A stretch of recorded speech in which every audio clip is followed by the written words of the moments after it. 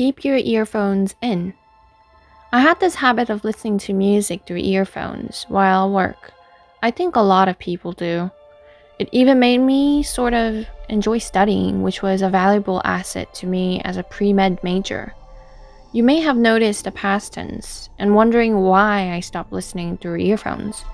Why? You might even be listening to music while reading this right now.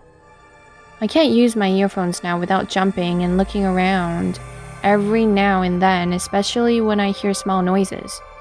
Not since what happened 3 months ago. My therapist told me I should write this down. I only agreed because I think everybody should be warned. So, here goes. It was about 1:30 a.m. on the 1st of April. Yeah, April's Fool's Day. Precious few jokes had been played in my friend group that day, to which I was glad. I wasn't much of a jokester. That night, I was intent on completing my notes for chapter 10 of my biology textbook. Like I said, pre-med major, serious stuff. I had made a playlist on YouTube just for study purposes, sort of like my jam. Whenever I got to work, I would just throw that on shuffle and plug in my earphones, the cheap kind that doesn't completely block out sound. I did the same that night, humming along to the first song while scribbling things down. When the song ended, there was a pause. Expected, since some YouTube videos end with silence or start with silence. When the next song hadn't started for about 30 seconds, I looked up to check if the playlist was on autoplay. On the screen there was a video I didn't remember adding to the playlist. It was hazy gray static, like what would show if the video didn't exist, but those words weren't there. The title was, "Keep Your Headphones In." I smiled. I knew this must be a practical joke for my friends, some of who were very tech savvy, while I was completely hopeless. I decided to continue listening while taking notes so that I could reach the end when they reveal themselves on screen like April Fools, just to see what they came up with. There was silence for 1 more minute and a few seconds before I heard it.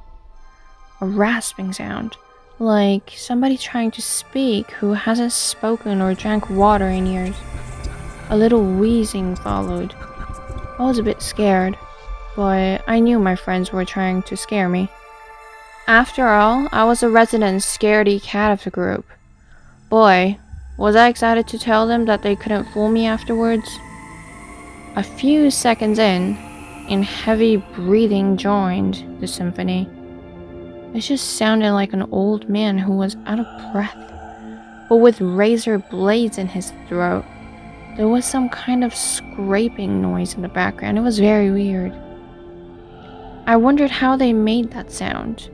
At about 2:45, there was a loud creak, like a door opening. It sounded so real that I actually pulled my eyes away from my textbook to look at my dorm door, but it was closed tight. Obviously. I sighed. This noise was driving me insane. Then came the scratching. The breathing or whatever the hell it was became more erratic, interrupted with something like long fingernails against wood. Maybe even cat's claws. I was finding it harder and harder to concentrate on my work, but I didn't want to give in and admit to being scared. I checked the video. Goodness. There was more than 10 minutes left. I didn't have time for this. I decided to shut it off and go visit my good friend who lives down the hall, who I was sure was behind this, to tell her it was a good joke. Realizing my heart rate was actually faster, I pulled out the earphones and sat back.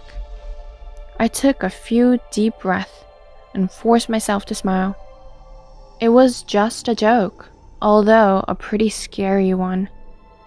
I looked back at the screen. It had turned black. As I stared at my earphones on the desk, I heard it. The scratching sounds.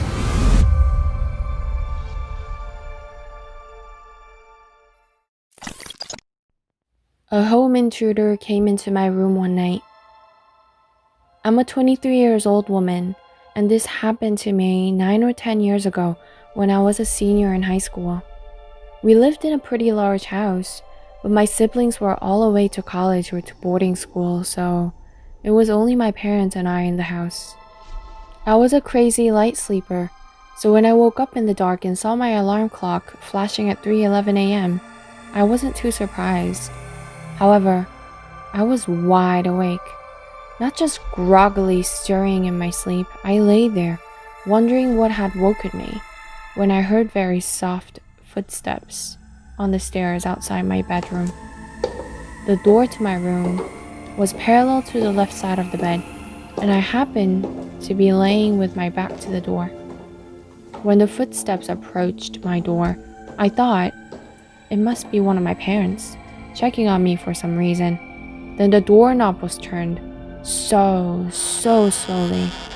Still, I thought they were just trying to not wake me. The door began to open, again, slowly and carefully. It made a creaking noise, no matter how slowly it was opened, so the person finally just shoved it the rest of the way to silence the creak.